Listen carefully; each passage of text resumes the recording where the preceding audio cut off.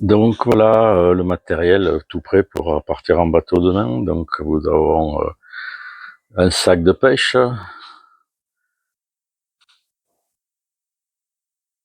étanche, un sac pour transporter les habits, tout ça étanche, un boîtier pour protéger toute l'électronique qui ira dans le sac étanche, 3 cannes assemblées pour pouvoir les transporter avec une sangle, puis des chaussures qui acceptent d'aller dans l'eau et le bateau.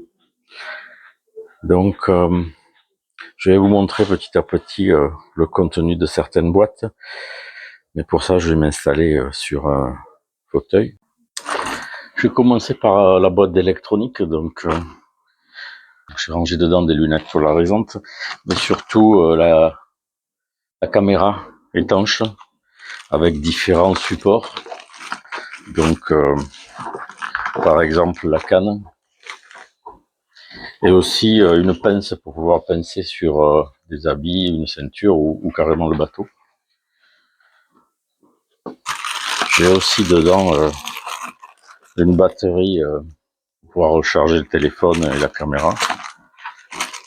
Et enfin, c'est la télécommande de la caméra. Un support aussi qui s'adapte sur les supports de la caméra, qui est plutôt pour le téléphone. Et puis plein de petits accessoires. Une fois fermé, donc ça fait une petite valise qui protège et que je mettrai dans le sac étanche.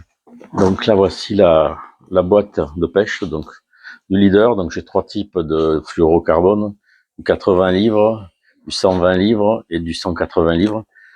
Disons une dizaine de mètres de chaque sur la même bobine pour pas trop prendre de place. Le petit matériel que je vous avais présenté, donc avec les pinces, ciseaux, élastiques, différents matériaux. Après j'ai fait une sélection de leurres. Donc ici vous avez les leurres de surface.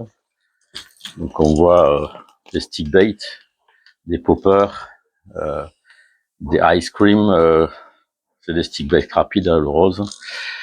Donc tous les leurres de surface, ceux-là ils sont armés, donc de différentes tailles, de très gros poppers en 22 cm à petits poppers en 15 cm pour ces différents types de poissons. Donc ça c'est les leurres plutôt flottants.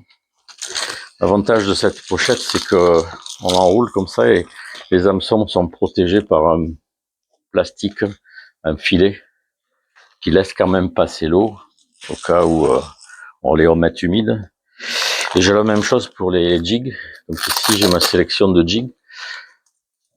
Donc des jigs que je vous ai déjà présentés, hein, par exemple les jigs vibrants, l'Inchiku, le jig de profondeur très rapide, fast jigging, encore fast jigging, et puis un slow jig, un très gros slow jig de 300 grammes, un de 200 grammes, et ici quelques leaders de rechange déjà tout prêt.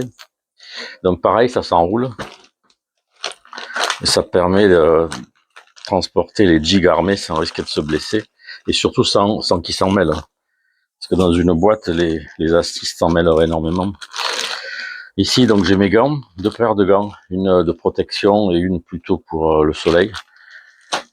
J'ai quelques leurres de traîne. On retrouve aussi la boîte avec le petit matériel, les anneaux brisés, les anneaux pas brisés, les rollings, quelques sleeves. Là, une boîte avec des assist hooks.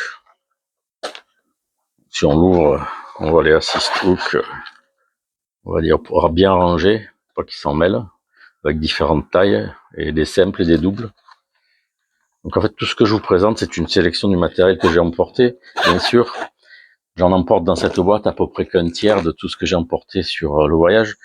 C'est pour, si après j'ai de la casse, je remplacerai. Mon couteau. Un holster pour mettre le couteau et la pince à anneaux brisés. Quelques petits jigs, des hameçons simples pour monter en palangre éventuellement. Une pince coupe-boulon, au cas où quelqu'un se prenne un gros hameçon, c'est une pince qui peut couper de l'acier jusqu'à 4-5 mm. Une petite trousse qui va avec la pince, avec de l'alcool, des pansements.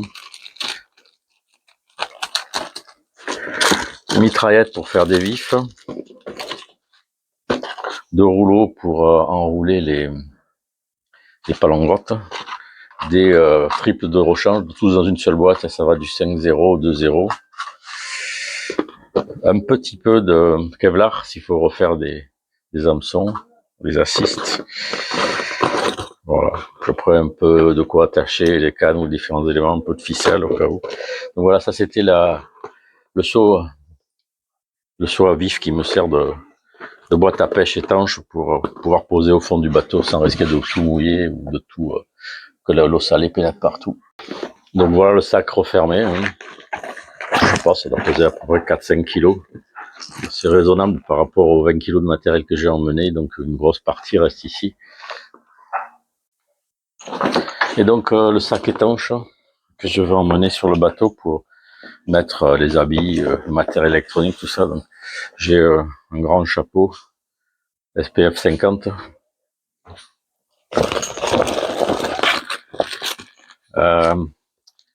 J'ai un t-shirt à manches longues, la balise GPS par satellite, des mouchoirs, des protèges de jambes,